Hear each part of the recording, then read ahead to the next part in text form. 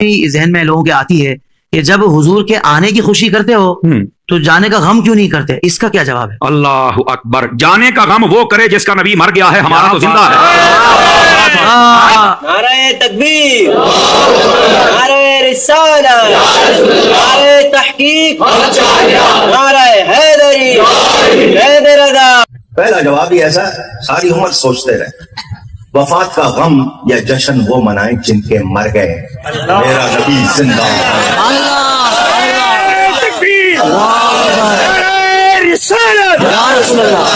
میرا نبی وفات کا غم جس کو منانا منا۔ تو چلیں یہ بھی دیکھ لیتے ہیں کہ کن کے فوت ہو گئے ہیں اور کن کے زندہ ہیں۔ بخاری اور مسلم دونوں میں حدیث ہے کہ رسول اللہ صلی اللہ علیہ وسلم کی جب وفات ہوئی تو حضرت ابو بکر رضی اللہ تعالیٰ عنہ باہر سے تشریف لائے اور اندر حجرے میں تشریف لے گئے، اور پھر نبی علیہ الصلوۃ والسلام کے چہرہ انور سے پردہ ہٹایا اور پھر فرمایا طبت حیا ممیتا، میرا محبوب آپ کی زندگی بھی خوبصورت ہے، آپ کی موت اور وفات بھی خوبصورت ہے۔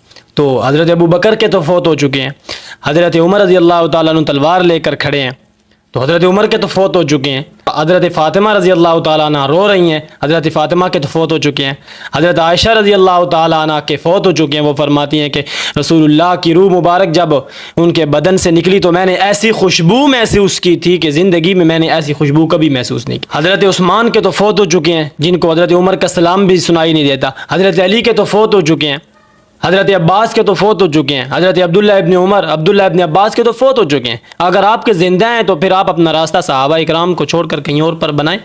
ہاں، صحابہ کے تو فوت ہو چکے ہیں۔ صحابہ اکرام فرماتے ہیں جب ہم رسول اللہ کو غسل دینے لگے تھے تو اس وقت پریشان ہو گئے صحابہ اکرام کہ کیا کریں، غسل دیں یا نہ دیں۔ صحابہ اکرام کے تو فوت ہو چکے ہیں، ہمارے بھی فوت ہو چکے ہیں۔ اگر آپ کے فوت نہیں ہوئے تو آپ اپنا راستہ صحابہ کو چھوڑ کر کہیں اور پر بنا لیں، کسی اور کی طرف اپنی نسبت کر لیں۔ حضرت ابو بکر کے تو فوت ہو چکے ہیں جو ممبر پر تشریف لا کر خطبہ ارشاد فرماتے من کان یعبد محمدا فإن محمدا قد مات۔ حضرت ابو بکر کے تو فوت ہو چکے ہیں، اور پھر فرماتے ہیں وما محمد الا رسول قد خلت من قبله الرسل افإن مات او قتل انقلبتم على اعقابكم ومن ينقلب على عاقبيه فلن يضر الله شيئا۔ حضرت ابو بکر کے تو فوت ہو چکے ہیں، اور پھر فرماتے ہیں کل نفس ذائقۃ الموت۔ تو حضرت ابو بکر کے، حضرت عمر کے، حضرت علی کے فوت ہو چکے ہیں، حضرت فاطمہ کے فوت ہو چکے ہیں، حضرت عثمان کے فوت ہو چکے ہیں۔ اگر آپ کے زندہ ہیں تو پھر آپ اپنا راستہ صحابہ کو چھوڑ کر کسی اور کی طرف بنا لیں، کسی اور کی طرف نسبت کر لیں۔ اور ہاں، آج کے بعد اپنے آپ کو اہل سنت والجماعت میں کہ صحابہ کرام علیہم رضوان نے میلاد منایا ہے تو ہم منائیں۔ عمومی طور پر یہی سوال ہوتا ہے کہ آپ بتائیں کہ صحابہ نے کہاں میلاد منایا ہے۔ صحاح ستہ کی ایک بڑی ہی مستند کتاب ہے سنن نسائی، اس کے اندر حدیث مبارکہ ہے حضرت سیدنا امیر معاویہ رضی اللہ تعالیٰ عنہ، آپ صحابی رسول کاتب وحی ہیں، روایت فرماتے ہیں کہ حضور نبی کریم علیہ الصلوۃ والسلام ایک مرتبہ اپنے کاشان اقدس سے باہر تشریف لائے، صحابہ کرام علیہم رضوان گھیرا لگائے تشریف فرما تھے۔ حضور نبی کریم علیہ الصلوۃ والسلام نے ارشاد فرمایا ما اجلسکم، تم کیوں بیٹھے ہو، کیا وجہ ہے بیٹھنے کی؟ تو وہ عرض کرتے ہیں حضور جو ہم یہاں پر بیٹھے ہیں نا وہ ہم اللہ کا ذکر کر رہے ہیں اور اللہ رب العزت کی حمد و ثنا کر رہے ہیں کہ رب نے ہمیں ہدایت دی ہے دین اسلام کی طرف۔ واہ واہ سبحان اللہ۔ اور آگے کا جملہ بڑا پیارا ہے، فرمایا وہ منّا علینا بک، فرمایا حضور آپ کی صورت میں جو ہم پر احسان فرمایا ہے ہم اس پر اللہ کا شکر ادا کر رہے ہیں۔ واہ واہ سبحان اللہ۔ اگر یہ میلاد نہیں ہے پھر ہم یہ پوچھتے ہیں میلاد کہتے کسے؟ اور پھر آگے کمال یہ ہوا حضور نبی کریم علیہ الصلوۃ والسلام نے ارشاد فرمایا کہ کیا خدا کی قسم تم اسی لیے بیٹھے ہو؟ یعنی آگے بات کوئی بہت بڑی ہونے والی ہے نا، جب یہ حضور قسم ارشاد فرما رہے کہ فرمایا کہ کیا خدا کی قسم تم یہی کر رہے تھے، اسی کام کے لیے بیٹھے ہو؟ تو صحابہ کرام سارے مل کر عرض کرتے ہیں حضور خدا کی عزت کی قسم ہے ہم یہاں بیٹھ کر بس یہی کام کر رہے تھے۔ اب آگے جو معاملہ ہے وہ بڑا خوبصورت ہے۔ حضور نبی کریم علیہ الصلوۃ والسلام نے فرمایا میرے صحابہ تم یہ گمان نہیں کرنا کہ میں تم پر تہمت لگا رہا ہوں، والعیاذ باللہ یہ قسم اس لیے لے رہا ہوں نا، مجھے تم پر کوئی شک نہیں تھا، بلکہ میں تو یہ قسم اس لیے لے رہا تھا کہ ابھی ابھی اللہ رب العزت کی طرف سے جبرائیل امین میرے پاس آئے ہیں اور وہ کہہ رہے ہیں کہ اللہ رب العزت ملائکہ کے درمیان آپ کے صحابہ کے اس عمل پر فخر فرمائے۔ میں صرف اتنی بات عرض کروں گا کہ بھائی اس حدیث میں کہاں میلاد کا لفظ ہے اور کہاں 12 ربیع الاول کا لفظ ہے؟ اور کہاں ربیع الاول کا لفظ ہے؟ اس حدیث میں تو کچھ بھی نہیں ہے. اس حدیث میں تو یہ ہے کہ رسول اللہ صلی اللہ علیہ وسلم کی وجہ سے ہمیں ہدایت مل گئی، تو اس بات پر شکر ادا کرو. تو یہ شکر تم لوگوں نے ایک دن کے ساتھ خاص کیوں کر لیا؟ بات تو یہ ہے نا. یہ تو ہماری دلیل ہے جو نہیں مناتے ہیں کہ رسول اللہ صلی اللہ علیہ وسلم کا میلاد ہر وقت، ہر دن اور ہر لمحے میں رسول اللہ صلی اللہ علیہ وسلم کا میلاد منانا چاہیے، اور اس طریقے پر منانا چاہیے جو رسول اللہ نے تعلیم دی ہے. وہ طریقہ کون سا ہے؟ وہ طریقہ وہی ہے جو بخاری اور مسلم میں حدیث ہے کہ رسول اللہ صلی اللہ علیہ وسلم سے سوال کیا گیا کہ آپ کیوں روزہ رکھتے ہیں سوموار والے دن؟ تو آپ نے فرمایا اس دن میں پیدا ہوا اور اس دن مجھ پر قرآن مجید اترنا شروع ہوا ہے. تو ہم کہتے ہیں کہ جس طرح رسول اللہ نے میلاد منایا اسی طرح آپ منائیں نا میلاد. کس طرح؟ روزہ رکھ کے. ہاں یہ میلاد تھوڑا سا مشکل ہے، اس لیے ہم اس میلاد کو منانے کے قائل نہیں ہیں. اب سوال یہ کیا جاتا ہے کہ صحابہ تو بیٹھ کر ذکر کر رہے تھے، نہ لائٹیں لگائی تھی، نہ جلوس تھا، نہ جھنڈے تھے، تو یہ کیوں آج ایسا اہتمام کیا جاتا ہے؟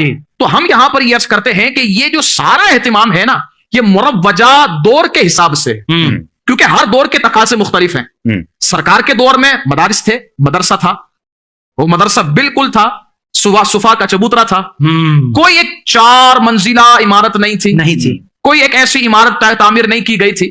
تو آج کیوں تعمیر کی گئی ہے؟ اسی طرز پر عمل ہونا چاہیے تھا، وہی طرز اپنانا چاہیے تھا. تو جواب کیا ملتا ہے؟ نہیں، اصل میں ہر دور کے تقاضے ہوتے ہیں.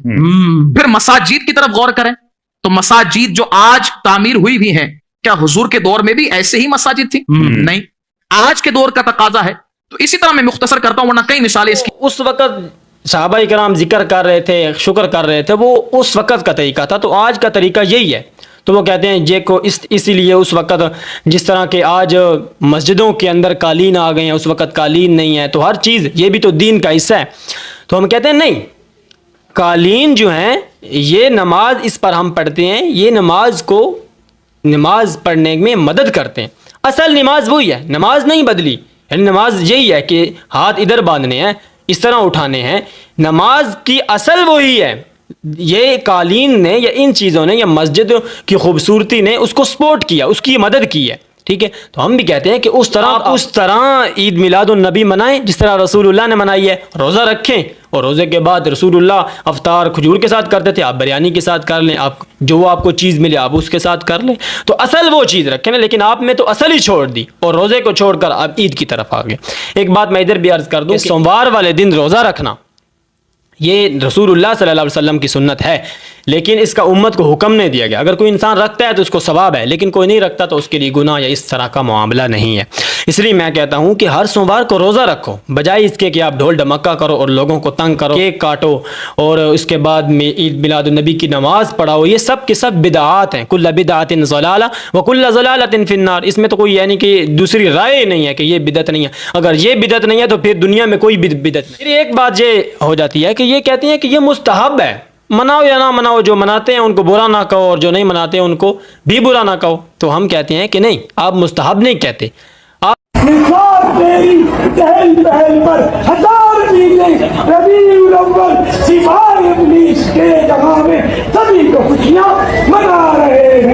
تو ہم کہتے ہیں کہ نہیں، آپ مستحب نہیں کہتے. اگر مستحب ہے تو پھر اس شعر کا مطلب کیا ہے؟ سوائے ابلیس کے جہاں میں سارے تو خوشیاں منا رہے ہیں.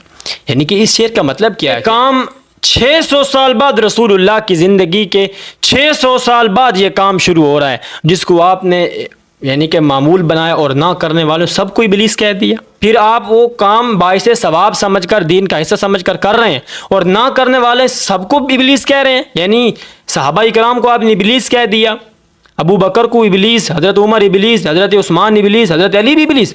حضرت علی کی زندگی میں کتنی مرتبہ 12 ربیع الاول آیا، رسول اللہ کی زندگی میں کتنی مرتبہ 12 ربیع الاول آیا، لیکن رسول اللہ نے نہیں مانا.